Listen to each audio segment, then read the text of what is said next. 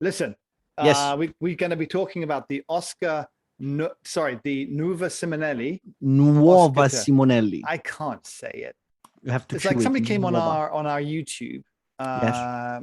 Apparently, you can comment on there, and somebody jumped on and said, told me I the Malconic. They went, no, it's not Malconic, it's Malconic, like that. Right. And so they told us off. Whatever. Yeah, Whatever. I'm sure you're right. I mean, remember, I have been corrected on how to pronounce bruschetta by Americans. That's how you pronounce it? Bruschetta. It's bruschetta. Do not say bruschetti. Okay. I will come there and strangle you. Exactly what I was about to say. All right. No. All it's right. bruschetta. I am just going to say you might be wrong. And I tell you why you might be wrong. Is that actually the Americans, people think the Americans mangle the English language and get it all wrong. Actually, that's actually the American language hasn't evolved like the Americans. That was my little secret. I was like the Americans. They haven't evolved. Stop it now. They say things like aluminum, where we say aluminium. But in actual fact, aluminum was the original pronunciation. And you are wrong again. I'm not wrong again. It is wrong.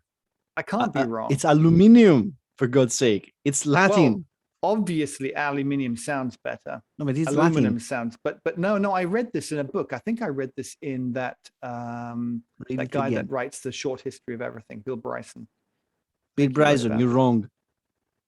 Yeah, you go write to him, Max, and tell. I think you should just write to everybody right now. Yeah. Just get a letter out there, an open letter to everybody, the world. You're all wrong. Okay. Anyway, so listen. Yeah, you start writing that letter. I'll start the podcast. Yeah, one of us has to actually do some work around here.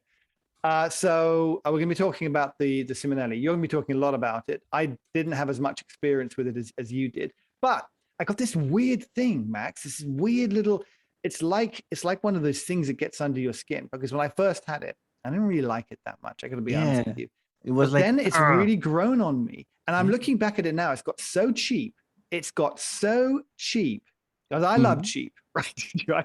But I mean, it is at the moment. It is probably the cheapest prosumer coffee machine you can get new. Well, that is the point. It's moved. It's like a heavyweight fighting in a middleweight, or middleweight maybe fighting in a lightweight. And I think actually you should be putting this up against the Gaggia Classic Pro. If you're getting into it, you should be looking at the things like the Gaggia Classic Pro. It's as percentage terms, it's maybe another 30% or something. But in actual money terms, when you're considering you're getting into the coffee game, you're talking about an extra couple £100 maybe. Yeah, maximum. I mean, and on top of that, in the Gaggia, you're going to have to do some modifications to get good coffee anyway. You might have to do a little modification. A little bit. I mean, but not much. 35 euros. I've been looking it up. It's not only the 35 euros is doing it, because you're going to lose your lose your mind. You lose your mind. You're going to lose your mind. You're going to lose your 35 euros. And I am trying to gain some time because I forgot what I was going to say. That's all right. Look, losing your insurance. No, warranty. The warranty. Oh, the warranty. Okay. Well, I'm not sure how much these warranties really. Once you've got it past, whoever sends a machine back, I reckon they'll probably charge you shipping. And if they charge you shipping, the cost of shipping that thing back and all the rest of it, I mean, I wouldn't bother. Yeah. Anyway, listen, I'm going to tease this because I know you hate it. Yes, I absolutely despise those things. I can't wait to have a call another time about that and tell you all about how great it is.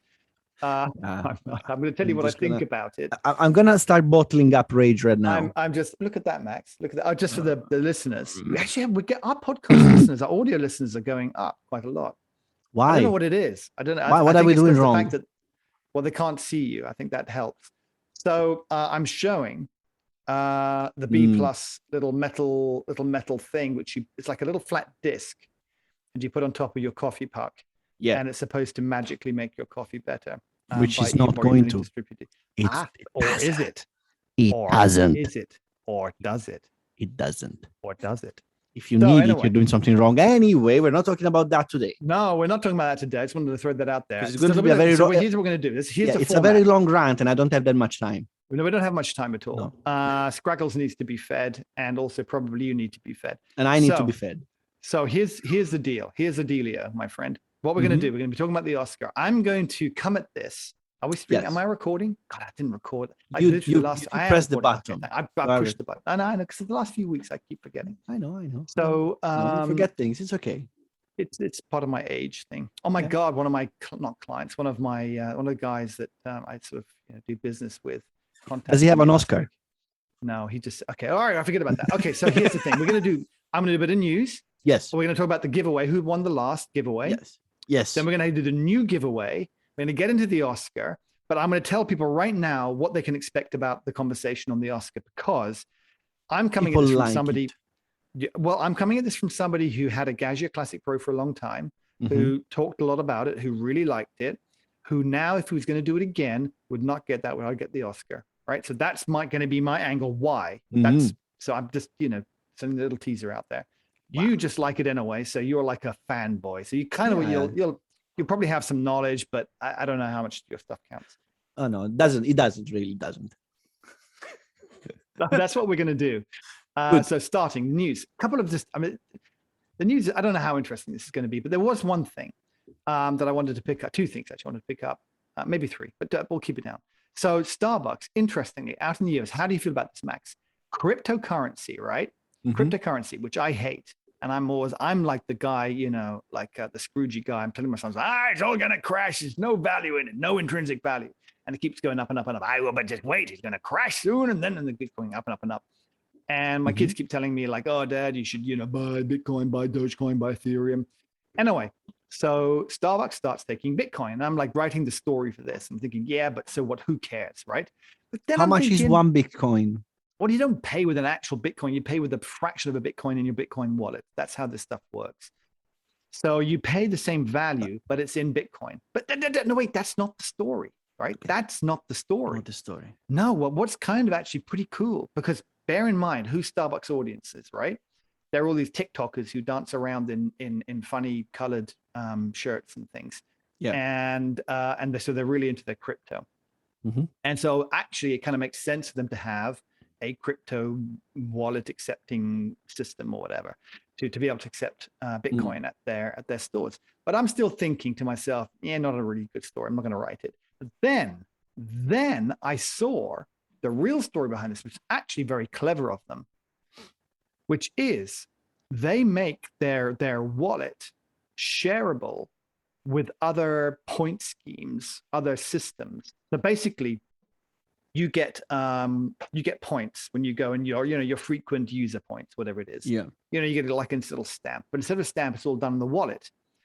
As you collect those stamps, they're now partnering with a range of other companies, including airlines and people like Air Canada, I think is in there. Okay.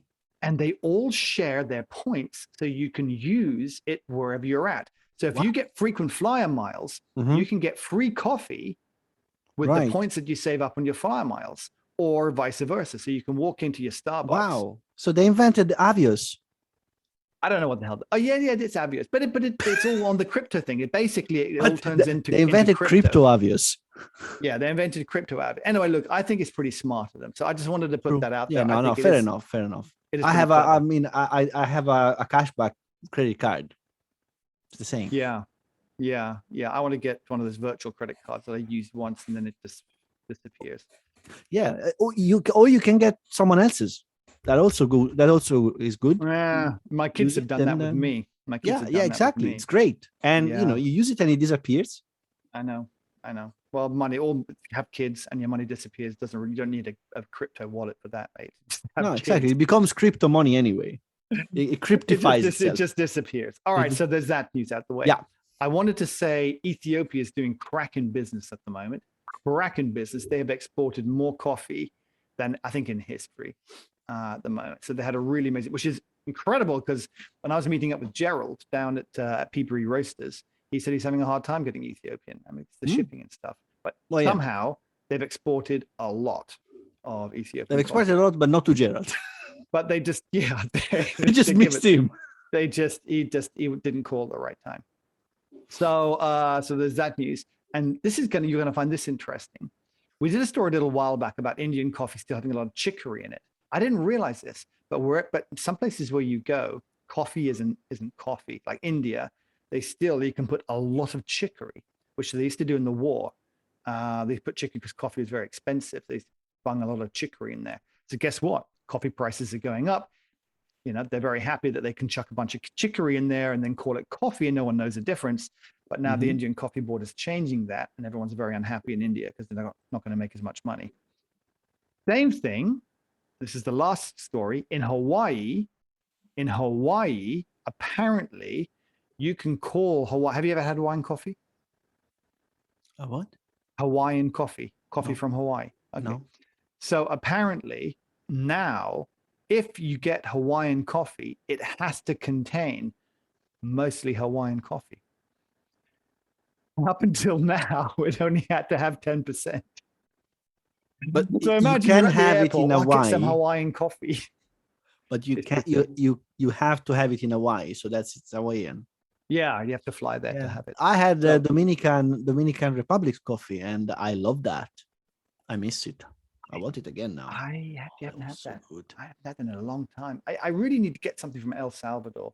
But I've got I tell you what. So we're going back to Peaberry, my friend. We're going back to. So last month we did a giveaway to Carvetti.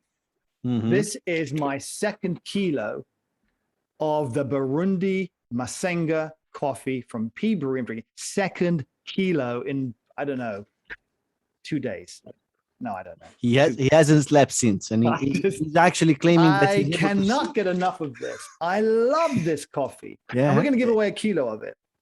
Nick is now able to see sounds. I can see everything. Hey, have you had that? Have you had that coffee? Yes, it's very nice. It is very nice. So let me just read out. So it's on the description. I didn't find it very appealing. I got to be honest with you, when I was looking at the menu.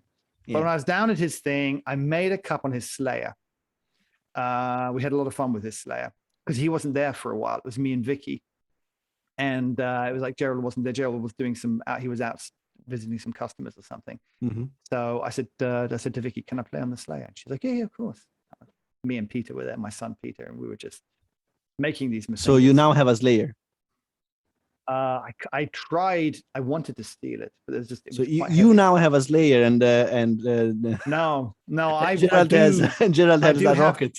I do have espresso machine envy, but I'm actually thinking what we need to do next is really talk about grinders, because I'm thinking about changing my grinder. Yeah, no shit. Why? Oh yeah. What's wrong with my grinder? Everything. No. What are you it's talking? Yours. What? It's yours. No, it's a lovely grinder. I love my grinder. I just don't love it enough. There you go. I like everything. I get bored after a while. I want to move on. What? Retention. Yeah, that is the problem. Although I've got a new tip. If anybody who's got, so what grinder do I have again, Max? An Eureka Silencio. Yeah, thank you. A Eureka. It's a Eureka. Scabajuice. It's not the minion thing. It's the big one. It's the cafe one. It's the 65 or 75 something. Yeah. Anyway, it's a good grinder, but the problem is, you really want to make coffee after coffee with it because it does have a retention. But what I do in the morning, do you know what I do in the morning? I used to do that. I used to bang it. But now I found a better thing. I've got one of those rocket blowers, which I use for cleaning the sensor in my camera. I don't have a sensor. I've got a mirrorless thing now. So instead, I stick the nozzle of that rocket down the chute and I give it a couple of puffs and all the coffee comes right out. Fantastic. There's your pro tip for today, my friends. So you basically in the morning you douche your grinder. I use a blower on my grinder. Yeah, a blower, Max. Blower. So listen, we're giving away a kilo of this Burundi Mesanga. Here's the flavor profile of it. Flavor notes: lime, black tea, crab apple, and chocolate. Now, if that doesn't appeal to you, just shut up and don't worry about it. Just take the coffee. You'll love it. Just trust me. Also, it's got lovely texture. Yeah. Yeah, that is true. I remember clearly being able to get the black tea notes right away. That was the easiest thing to take out. Yeah, it's interesting. It just didn't appeal to me, but I had it down there. I was like, this is good. And I've now gone through 2 kilos in just like no time at all. Crazy.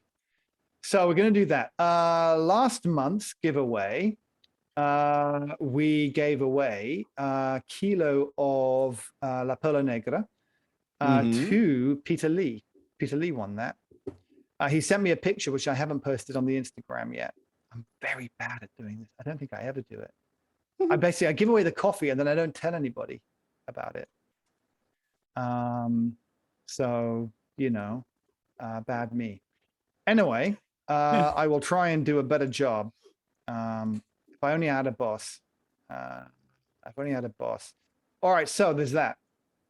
Tell us about the Oscar, Max, the Oscar So II. I'm actually researching a little bit, and mainly I am madly looking up on Google if there is if they made a change recently, because there are two things. So the Oscar coffee as a coffee machine is amazing. It's a really good heat exchanger machine.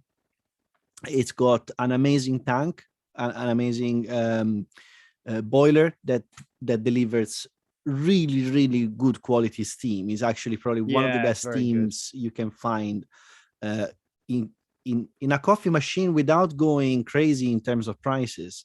I think this is head and shoulders above pretty much anything that is a heat exchanger. It's really good. It's a great value.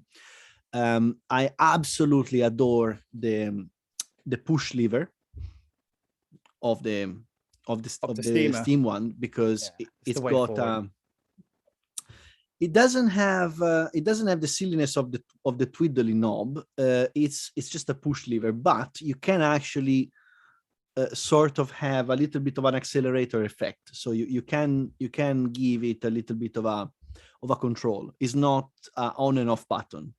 It's a little controllable in a way. The steam that it delivers is very dry, very powerful, lots of it, because it's quite a large tank. I think it's 2.1 liter. Yeah, it is. It's either 2 liters or 2.1. Yeah, it's a significant tank, and the way that they did it is it just works. It works really well. You have a pressure stat for the temperature control. Yeah, because it's a heat exchange machine, right?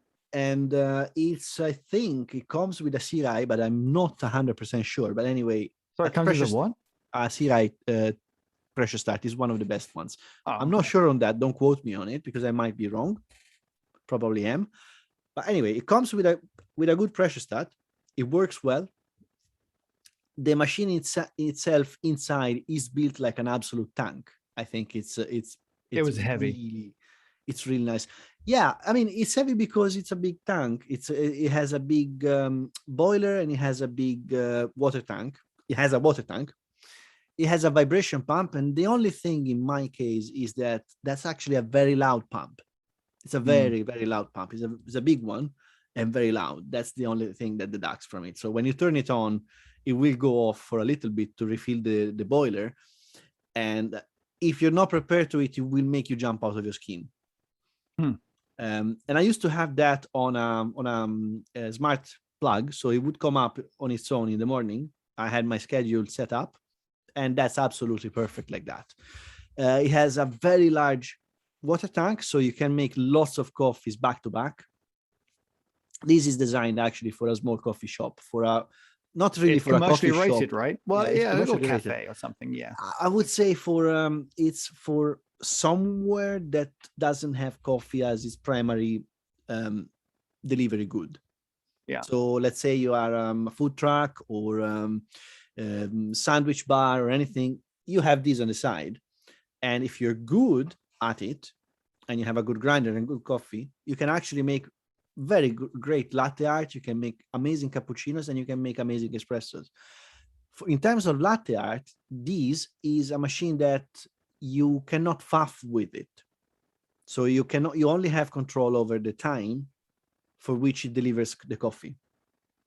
So you need to be good yourself. And it was used for several years for the Barista World Championships.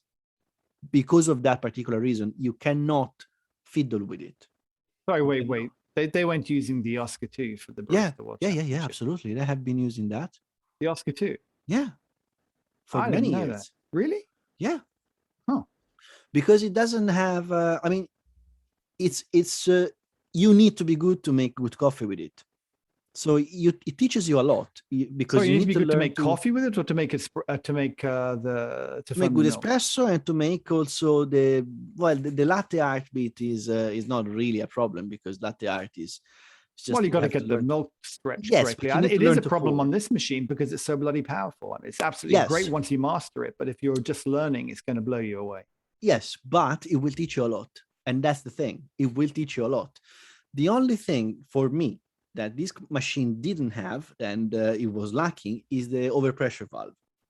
So it has a mechanical pre-infusion that is basically a flow restrictor that allows only a little bit of water to go into the machine, into the group head at a time, and that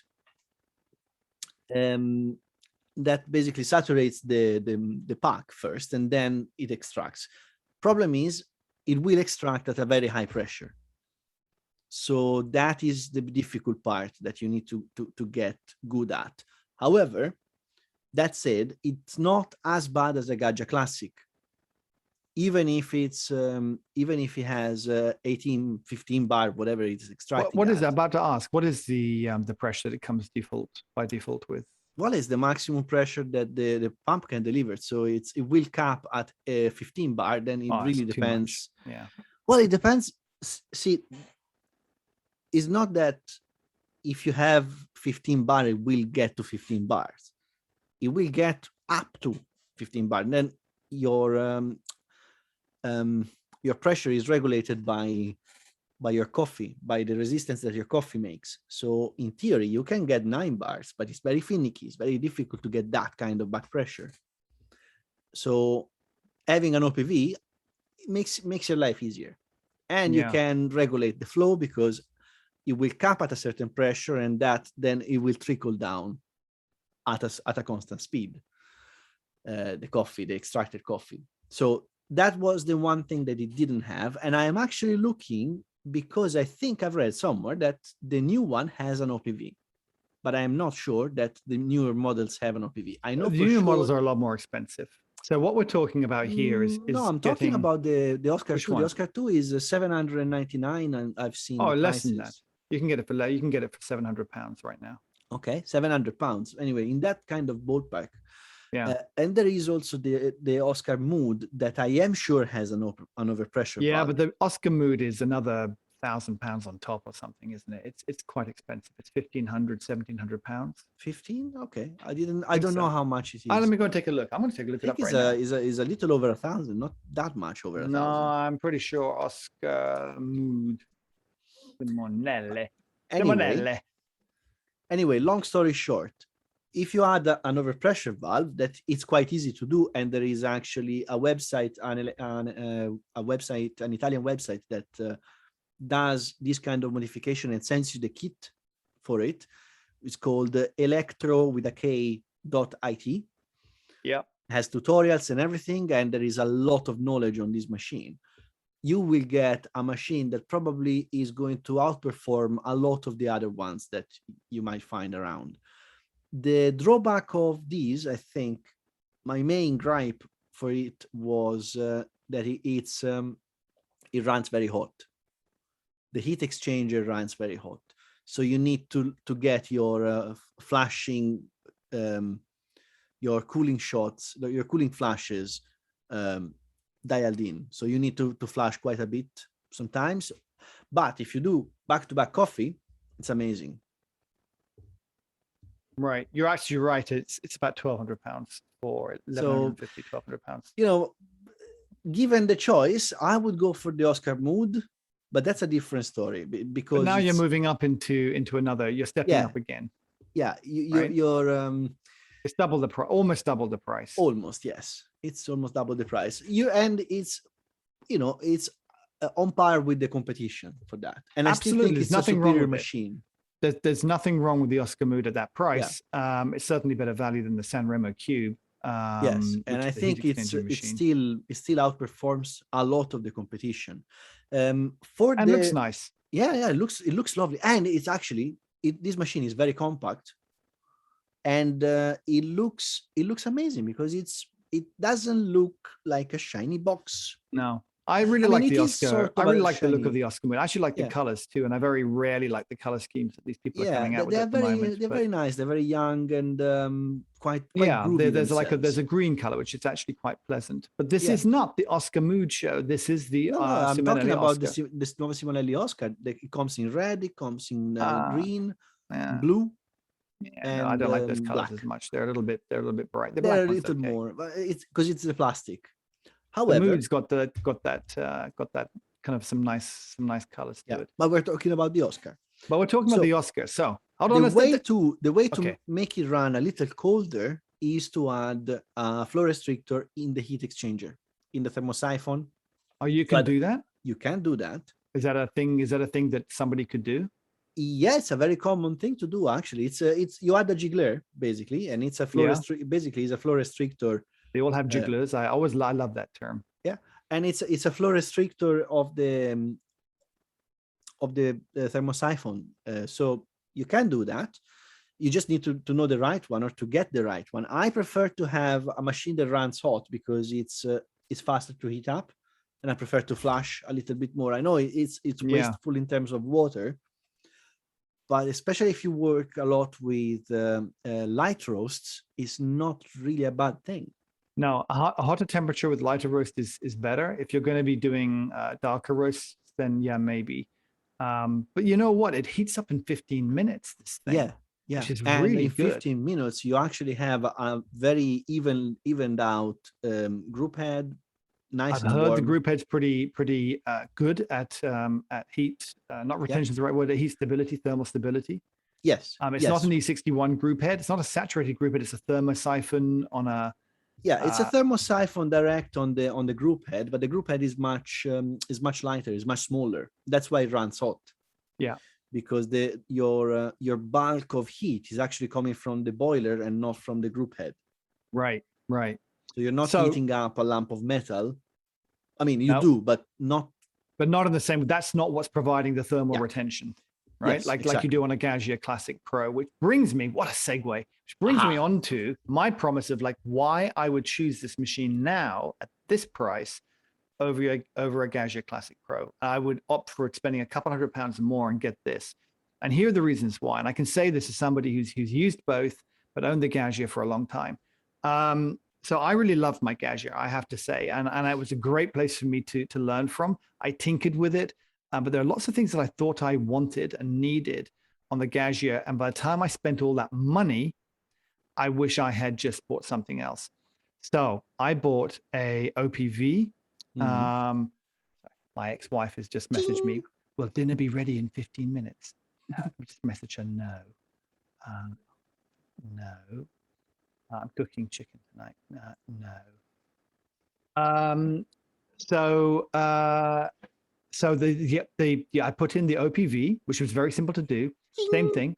Yeah, tick, right? But you can do that on the Oscar too. Yes, and that is very not as easy in the Oscar. Is it not? It looked easy. Oh, no, because you know why? Because you've got to have a little nut on there and you've got to adjust it. On the Gaggia, there's a spring. And also in the Oscar, you actually have to split the flow. It's not a little bit more work. Yeah, you need and you need to know where to put it because there's I mean, I'm looking at a picture of it, and you need to know your water flow, where it's going, where it's coming from. Not the simplest thing. Right. Well, okay, but that's why we have friends who are good at doing technical stuff. Yeah, and there are tutorials. So I mean, if you want, you can always do that. It's just It's I personally, I would definitely find a way to get that done. Yes. Because for me, that's like the most important thing on the heat. I'm happy with the heat and running at the hotter temperature. But the OPV would be an important thing for me, and it's only €35, so it doesn't break the bank. Yeah. So what do I like about this machine? Two things. First of all, my Gaggia got very dirty it got very, very dirty and yucky. Some of the things that you don't really see when you're buying them new is that like that little where the valve comes out, where the OPV valve comes out, not the OPV, what do you call it? The three-way valve, the three-way solenoid. Yeah, well, that spits the water out. It's the cheapest piece of like just metal tube that just sticks into the top, and you can pull it out and put it back in, and then after a while it falls out. And that just sprays water everywhere, and then it starts to get a bit rusty and manky looking. And a lot of the machine, even though I cleaned it all the time, just started to just get a little bit manky. And what I really noticed with the Simonelli is that, first of all, because that front plate, that whole front system is so clean, and the water is ejected through some mysterious internal mechanism. It's in the back. It's a plastic tubing. It's a plastic pipe on the back. I don't need to know that. All I need to know is it doesn't go all over my drip tray. Yeah, we will go behind, and it will work. And that's fine. Yeah, it's absolutely fine. You don't see the grime. Yeah, it just doesn't grime up the whole bloody front of the machine, which is what I even get on my Rocket at the moment. It drives me nuts. I don't mind cleaning the machine, and it's angled. It's at an angle. Yeah, and space. What do you mean space? You have a lot more space on the Simonelli. Space to do what? Under between the spouts and so you can put bigger cups and everything else. Cups, it's easier to access it. You don't think about these things, but I ended up getting a smaller drip tray that was 3D printed because I couldn't fit scales and the cup on top underneath the Gaggia Classic Pro. These are the things you don't think of. Now I've forked out money for a 3D printed tray, which then broke. So I've now got a cracked 3D printed tray on. It all just got a bit manky looking. The PID valve on there I thought would be important, but I'm really not sure. I mean, I'm not really sure how important. It's cool. Yeah, look, like I said, I learned a lot on it. I'm not unhappy I had one, and they're great machines for what they are. But for the money, if I think they're £450. I would save up the £240 extra right now, and I'd go for this machine. Why? Because it's clean, stays a lot cleaner. In terms of the manual controls, people think, oh, but you don't have the same manual. You do have the same manual control. It's very, very simple. You push the button, you set it for whatever it is, 50, 60 seconds or something. And when it's set for that, you can just turn it on and off just like you do in the Gaggia. So you've got your manual brewing on there. Or if you are a small commercial place, you can have it set. So you push a button and bang, after X number of seconds, 25 seconds, it shuts off. It's not perfect because, it's not doing a volumetric. It's time-based, it's not volumetric. It's time-based, but it's good enough. You've got that option, which you don't have on the Gaggia. Yeah, and in theory, if you have your grinder set up and everything set up, it shouldn't vary that much. Yeah, but the trouble is that you say your grinder set up. What I find, and I know this happens a lot, is throughout the day as the temperature changes and different more beans or less beans in the hopper, there are slight variances, and it does make a difference. When you reweigh your dose and you adjust either your grinding. You should be weighing your dose. Yeah, that's what you should be doing. Yeah. So for all those reasons, and one other thing too, the steam wand is amazing. The steam wand is amazing, but it will blow you away. However, another thing I would possibly do if I was starting out, I would replace that steam wand. I keep it, but I put a 2-hole in there. You can get those as that's a lot of pressure. No, I've heard people do that and they've had good results. I don't know. I would do even more holes, because 4 holes you have a lot of steam coming out, and a lot of pressure. If you put 2 holes, you're going to have more pressure. That makes sense. You're going to have less steam. You've got to find a way to. That's the problem. Is a lot of people, I think, get turned off, and I've read about them on the channels. They get turned off because they say, I can't make good milk with it. This thing's Well, you have to learn. You have to learn. It's it is going to be a steep learning curve, but as soon as you get your technique down, you're going to have so much more satisfaction. It is. It does make great, and it is dry steam, which is also Again, that was another thing I did not get with the Gaggia. It is not dry steam out of the Gaggia. It is very wet steam. It is very drippy, which makes it hard because you've got to let a lot of steam out before you then put your milk jug into, and you've got to remember to do that. If you forget, you just don't get good results when you're steaming. Yeah. So for all those reasons, plus also, I think the cup tray. I know it sounds, again, that's another little silly thing. The cup tray on the Oscar is better. It works. Yeah, it works because it's at the top of a very big boiler, so it will actually heat up. Yeah, and you can put a number of cups on top of it. And you cannot put the same number of cups on the Gaggia, and it took a while to sort of heat up and get to. Yeah, I think they had it. I think Gaggia had it right with the Paros that doesn't have a cup tray. Yeah, because it's hopeless. Yeah. So look, for all those reasons, the price it is right now, I was looking them up. It's around £695. Yeah, at least in the UK. I'm not sure in the US what they're going for. I think you used to be able to get them on eBay in the US really quite cheap secondhand. People are talking about $400 for a that's about right. One. You can get if you get a refurbished one that's been done up, you're probably gonna be looking at 600-ish. Yeah, or even a little less. You can find. It depends. It depends on what condition it was. It depends how much work has it gone in. But yeah.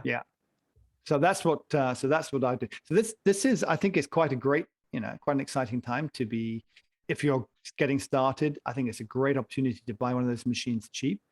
Coffee machines have actually been going up in price during the lockdown. Seeing these come in at those prices right now, I don't know why. I really do not know why they have not been more popular, but I think they got a lot of it right. But maybe there's just a couple of things that people have maybe misunderstood, or they've been miscommunicated badly. I don't really know. I don't know. Maybe the looks aren't to everyone's tastes, but I don't know. I think it's just that people expect a lot for it for that money. But you can't really get anything. I mean, you can't get a coffee machine for that money. You cannot get a heat exchanger for £700. No. It's just you can't. You can get a second-hand one, but you don't know what you're getting. You might be lucky and you get a good one, but you don't know who used it, how much they used it, if they descaled it properly, if they serviced it, if they cleaned it. Because a lot of people will say, oh yeah, I descale it regularly, and their descaling is doing the backflashing. That's not descaling, guys. By the way, does it still come with a rubbishy plastic tamp? I don't know. I didn't get the tamp because I got it secondhand, mine. Okay. Yeah, I think they come with horrible plastic tamp. That would be the other thing you have to. Probably do. You will need a tamper anyway, and you will need baskets. So that is something that you will need anyway. But again, 58mm portafilter. That's a standard size. Very standard size. And you could upgrade from a Gaggia. I think it would be a no-brainer because with the Gaggia you already have your technique down more or less, and with a machine like this, you just learn so much. All right, let's wrap it up there, Max. Because it's Sunday night and I've got to cook dinner. So there'll be a link below, not in the live notes because I've got to go cook dinner, but there'll be a link below in the video later on. That we put up as well. Like, comment, subscribe, and send me money. And we have to talk because we've had various comments for things, and we'll try and pick up some of those comments next week when we've got some more time. We'll have to talk about some of them. There's go read them, Max. There's one question about please talk about the difference, I think, between rotary pumps and vibration pumps. Yeah, one rotates and one vibrates. We're gonna we're gonna talk about it later. And then one also rotates, one vibrates. Yeah. Okay. What is it? And then we're also going to talk about we have quite a few comments on the X54 grinder, and someone's going to. I think someone said, "Hey, what's the problem with it?" I really want to answer that question. I don't want to answer it in the comments. I kind of want to talk about it because I want one of those grinders, and then I'm going to make an informed review. Yeah, I have an uninformed opinion. So if that's what you're looking forward to, I'd definitely give it an uninformed opinion. I have not played with it, but there's some things that I can tell you right now that I don't like about it. But I won't tell you right now. I'll tell you on the video. So I'll see you next week, Max. See you.